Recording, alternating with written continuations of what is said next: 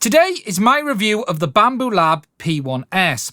Now, about a month ago, I put out an overview of the printer when I first got it. However, now I'm ready to share with you my review, having spent some time with it. Just to be clear, Bambulab, though, did send me this printer for free. I have not, though, been paid to make this video. They have not seen this video before it's been published, and as always, my thoughts are entirely my own. Hopefully, by the end of this video, you'll have an overview of what I think of the printer, and hopefully I'll share with you enough info that you can make up your mind if this printer is the one for you. Anyway, let's get on with it and let's take a look at what the P1S is all about. The P1S is the latest printer from Bambulab. It has a fully enclosed cabinet, meaning that you can use this model with the likes of ABS. It has a maximum build volume of 256 by 256 by 256 and comes with a removable PEI sheet. It has auto bed leveling, an extruder capable of temperatures of up to 300 degrees C, and is one of the fastest printers available on the market today, printing up to 500 millimeters a second. It is fully compatible with Bambulab Studio software, which offers wireless printing. It has a built-in camera and LED bar, allowing you to view time-lapse and live footage of your print progress, and is also compatible with the Bambulab AMS module, allowing you to have multi-material, multi-color prints. When you get it, it will come in this nice big box, and if you get the version with the AMS module, you'll find that that's actually located inside the center of the printer. The first thing you need to do is remove a couple of screws to withdraw this from the top. Then that will leave the plastic plate at the bottom, which you undo and remove. And then there are 3 screws located around each of the axes that hold the bed in place for transit. Once that's done, you can then continue to fit the rest of the parts, such as the screen, mount the filament holder on the back, and then start the setup process. The software will guide you through what you need to do. You'll need to register the printer with the Bambu app as well. Once done, it'll update the firmware and you're ready then to start your first print. At the start of a print, you'll notice it'll go through a series of calibrations. As I mentioned, it has auto bed leveling, but it also has a type of input shaping as well to ensure that the printer is able to deliver great results at high speed. You can see just how fast these printers are here. This is in its standard mode with the pre-sliced file that comes on the printer when you get it. This is a good way of just testing the printer is working correctly and give you an indication of what it's capable of. However, I tend to then slice my own files later to be able to compare that to how it performs against other printers. You can see just how fast these printers are even in their standard mode. Here I'm printing a test benchy. This isn't actually the pre-sliced one, this is my own sliced one, and you can see how fast it is. However, this isn't the limit. This printer actually has a mode called Ludicrous, which allows it to go even faster, up to 166% of the original speed, again allowing you to get your prints out even quicker, although this will come at the cost of some quality.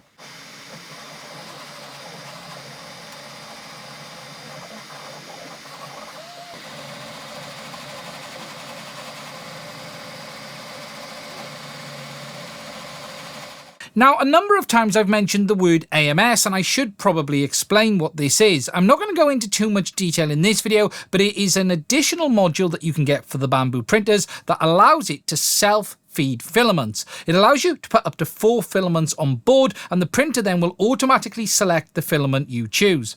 It will allow you to do things such as multi-color or even potentially multi-material prints depending on what you're doing, and whilst it isn't going to allow you to do 4 at once, it will allow you to print in one color, swap it, print to another color to allow you to be able to do things like this little Groku here.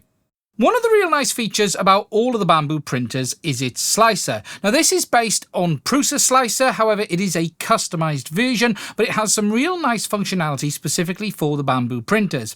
Now, whilst some of it may be familiar, there are a number of changes around how you control the printer and especially around the AMS, but what's really nice is not only can you slice prints, control them like you would expect to be able to do, there's a devices section where you're able to go in and view information about the printer. For instance, here you can see we're looking at my P1S. My camera currently isn't running, but I can enable it, and we're then able to have a live view of the inside of the printer. And then over here we have all of the controls of the printer. We can do things like turn the lamp on and off, we can move the axis, but also see the status of the AMS if you have it fitted. There's also a really nice feature as part of the Bambulab's filament and AMS module that it has a built-in NFC tag that will allow it to automatically identify the filament that you've put in the AMS. And here you can see that we've got a PLA and a PETG, and that's been automatically picked up by the Bambu studio itself. But don't worry, that isn't compulsory or mandatory. You can use any filaments on the Bambulab's printers if you want. You can simply manually label them if you wanted to, and there's no restrictions on the kind of filaments you can use. About the only thing you do need to be aware of with regards to the AMS is the limitations on the actual spool size. One of my favourite features in all of this is the fact that you can print wirelessly. Once you've sliced your model, you can simply go up to print plate, select your printer from the list. You can see I've got 2, and then click send, and that will then automatically start on the printer without me having to do any more. One of the nice features about the Bambu printers is also their handy app. This allows you to remotely view the printer's progress, control the printer,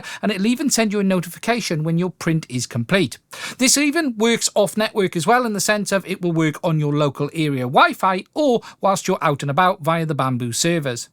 Now, before we talk about the P1S specifically, I want to try and explain what the differences are between the P series, which is the P1P and P1S, and the X1.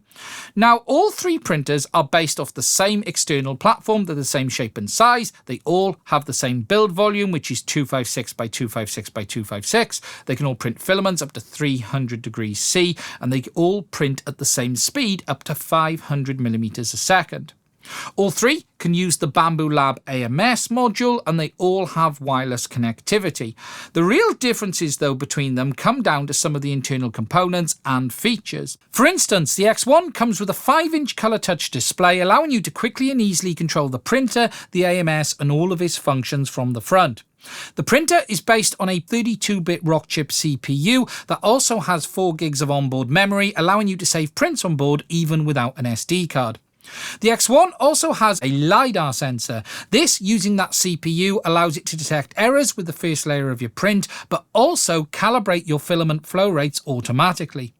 There's also an improved extruder on the X1. It has a hardened steel gear set as well as a hardened steel hot end, allowing it to print polymers, and there are a number of other changes on the X1 too. For instance, it has a 1080p high frame rate webcam, door sensor, and a couple of other changes that just make it a more premium printer. Now, there are a couple of other things that I haven't mentioned that were originally on the X1 that weren't on the P series at launch. This was the internal auxiliary cooling fan. It was the cavity fan, the cavity filter, as well as the camera and LED bar. However, Bambu have changed this a little bit over time, and the major differences are the ones I've already spoke about, and when we start looking at the P1S, these other differences are no longer there anyways. Now, whilst the P series may not have all the bells and whistles, none of this makes it any less of a good printer, because the reality is, with regards to speed and output, the P series is just as capable as the X1. Most of the differences on this are around the extra features. So for instance, the P1 series doesn't have the Rockchip CPU and instead is based off an ESP32. The colour touchscreen is gone, and instead it has a 2.7-inch mono display with buttons to control the features. There's no LiDAR sensor on this printer, so you don't get that first layer print detection or the calibration features. And whilst it does have a webcam, it is lower resolution and frame rate. The X1 is 1080p, this is 720p. There are also changes internally on the extruder as well. The X1 has that hardened gear set and nozzle, whereas this has a steel gear set and stainless steel nozzle, which means it's not going to be able to print polymers, but you can upgrade that gear set and nozzle if you wanted to. What's really good to see that even though it's cheaper, the P1P and the P1S still has all of the same main running gear that we find on the X1, so you still have the carbon fiber rods at the top, the same worm gear, and the overall main hardware in the printer is the same. Now, with regards to the differences between the P1P and the P1S, the first thing to understand is it is the same base printer. There are no changes to the display, the processing, the additional features like LiDAR. It is the same base printer as the P1P, apart from it is now coming factory enclosed. It comes with a glass front door and glass top panel like on the X1, but rather than having aluminium side panels like on the X1, this one is plastic. They also include the auxiliary parts cooling fan, the carbon filter, and the cavity temperature fan as well, allowing it to regulate its internal temperature. And more than anything, what you're getting with the P1S is a printer that is able to do those temperature sensitive filaments like ABS without you having to print those parts yourself. You could originally buy a P1P and actually print the side panels. However, now they are giving you one ready to go out the door for just $99 more. Over the last few weeks, I've been doing testing between the P1S and the X1, comparing the results, testing it with the AMS modules, seeing what it's like between the two, and overall trying to get an understanding of how the printer behaves with PLA, PETG, ABS, as well as TPU. I have to say the results I've had from this printer are exactly what I would have expected. I've come across zero issues, in fact, in any prints that I've had, and I have to say it's really interesting to see just how good this printer is compared to the X1, considering there are some differences between the hardware. Okay, now just to show you the result of some of the prints. Now this is just a small selection. I do have a lot more of them that I've done. Now the first one is a PLA test. This is a vase mode test. This is a rose, and actually this has come out really, really nice. You can see the overall quality of the print is really good. Very small amount of ringing visible. You can see around here a little bit of a shiny area. That is simply as a result of the cooling fan kicking in. I'd need to just adjust it to make sure that that cooling fan kicked in at the first layer rather than at that point down there. That's just the laws of physics, that one. But overall, I have to say it's come out really, really nice. Zero complaints at all. We then have some benchies. We have two. We have a super fast benchy, which is this one here. I will try and zoom in to show you it a bit better. You can see there is a little bit of artifacts down here on the lines, mostly around the deck there. You can see P1, that's one of the early ones. And then we've got that speed benchy as well in ludicrous mode. Again, overall, they've come out really, really nice. Very little complaints at all, other than just the effect of the fast printing. Moving on, we have another benchy in PLA. This one was a slower print just to get a quality print out of it. And overall, again, just absolutely fine. No complaints at all. Quite hard to show you the black ones, but really you can see there, if I shine it between the light, it looks really tidy. No complaints, no stringing. Did exactly what I expected it to do. I did these couple of small Grokus in PLA just as a test. I have done a big one as well, but it has been stolen by my child, but it's absolutely fine. Just again, some small ones to do a quick test. These are both Bambu filaments. These aren't third parties. That is actually a third party filament. That's a Creality one, but the rest of these were Bambu. Actually, the black isn't Bambu. That's something else as well. But again, just to show you the kind of detail. Not particularly done anything special on these, just printed them as they come. There was supports on these. You can see a little bit round there where the support didn't come off cleanly, and it's the same on that one. But for a small print, it's come out really nice. We then have ABS. This is one ABS print. I did a number of others, some tools actually for building a Volron, and this is absolutely fine. This is a test carabiner print in ABS in white. This was actually done in the Bambu filament, and it's come out really perfect. Just zero complaints at all. Bottom layer looks great. And again, this printer just delivers results every time I use it. And the final one's a TPU. I wanted to make sure that it did do TPU as expected. I've done a number of brackets. This is a GoPro mount. Overall, you can see it come out really well. No complaints at all. Not really much stringing. My TPU was SainSmart and it is a little bit wet. This one, it's got a bit more bobbling on it. That is the filament, not the printer. This had supports in place. Again, this is a DJI bracket for the Action 2. But overall, it's come out really nice. You can see, again, that PEI texture on the front too. And I do like that, actually. The PEI leaves a nice texture on the prints. It's not a great selection to show you, but I just wanted to demo that this printer will do exactly what you expect it to do. And to this point, I genuinely haven't had a problem. I've not even had a failure. I've just put it on, told it to go, come back when it's done, and it's all good. Okay, so to start, we're going to talk about ease of use functionality compared to the X1. Now, the big differences between these two printers is obviously that display. The 5-inch touchscreen is really nice on the X1. However, it is not a deal breaker for me. And I'll be honest, it's very rare I find myself using those controls because most of what I do is on the slicer, which is Bambu Studio. You've got full control over this printer via the studio, and as a result, I'm only using that display if I need to change filament when not using the AMS. There is no question that when you do have the AMS, it is a little easier to use with the 5-inch display, but again, everything you need is in the studio, so there isn't a large reason to worry about not having the display unless you're going to be not using a PC with this.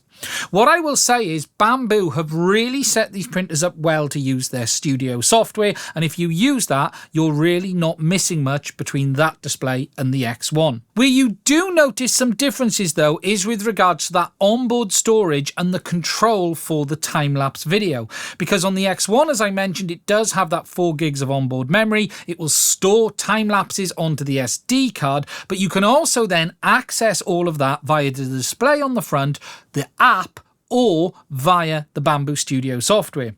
The P1 series though is a bit different. You've always got to have an SD card in because it won't print without one, and it does store the time lapses onto that SD card, but you don't have the remote file management on this printer like you do the X1. So if you do want to get those files off, you actually have to take the SD card out the printer and put it directly in your PC. What you can't do is directly download those time lapses via the app or the studio software like you can on the X1. That in itself is a little annoying compared to the X1, but again, it's certainly not a deal breaker. Next, moving on to the LiDAR sensor and what effect it has not having it. Now, this is rather interesting because I haven't been able to tell a difference. Genuinely, the prints from this are so good. I have not seen anything that suggests for 1 minute that I'm missing that sensor. Now, I'm not saying the sensor on the X1 doesn't do anything, and in fact we know Bambu are still working on the functionality of that, improving it, and the latest firmware for the X1 has done that, but genuinely I don't believe it's a night and day feature, and the results from this printer are that good.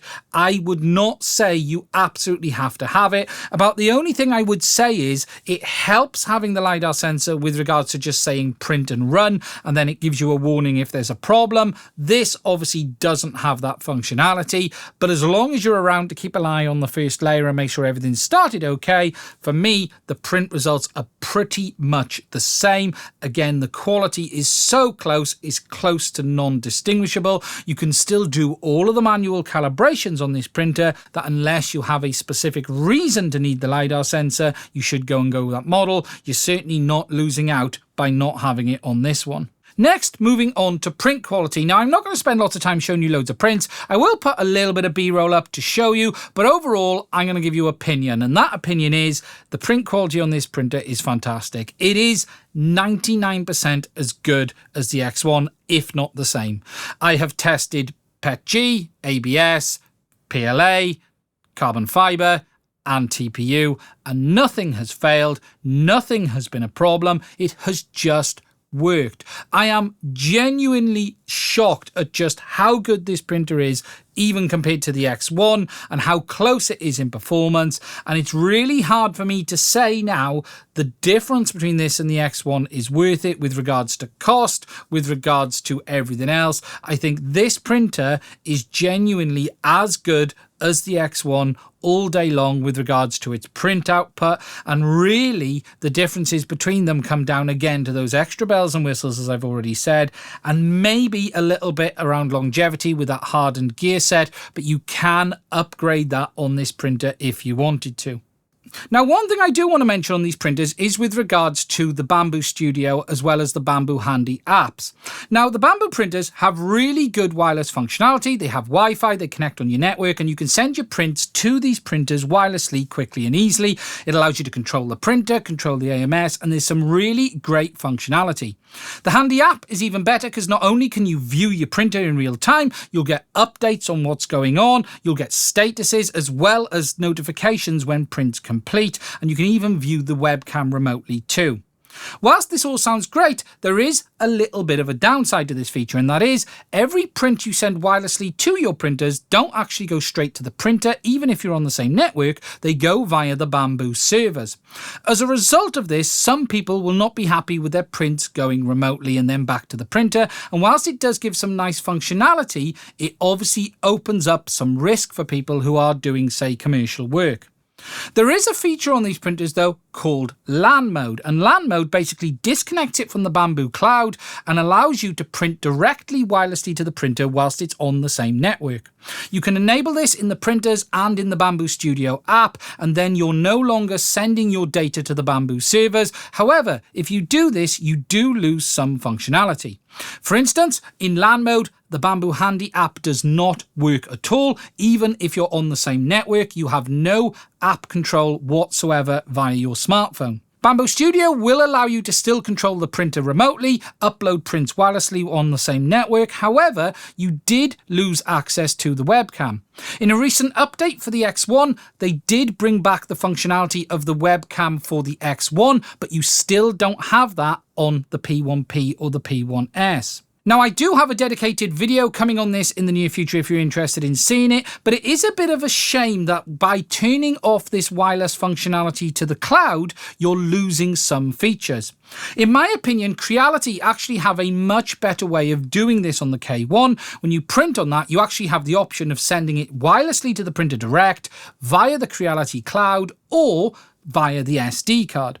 You can always send prints to these printers via the SD card, but it's a real shame that by putting it in LAN mode, you lose the functionality of the Bambu Handy app, even when you're on the same network. And I'd like to see Bambu really take steps to improve this in the future. It's not a downside to the printer, but what should be highlighted is you only get all of this great functionality if you use the Bambu Cloud servers. It's a free service, you don't pay for it, but if you didn't want your data going through that, then you're going to have to lose a little bit of functionality as a result. So, my final thoughts. I am genuinely blown away by this printer. I said the X1 was the best printer I've ever used, and actually I think this is the best printer I've ever used. It's as good. It's that simple. For the same money as a standard X1, you can get the P1S with the AMS module as well, which is a fantastic deal. And really, I think Bambu here are delivering a product that simply sets itself apart from many of the other printers on the market today. It's a turnkey solution. It just works. And I have never had a printer like the X1 or this that just works as easy as it does.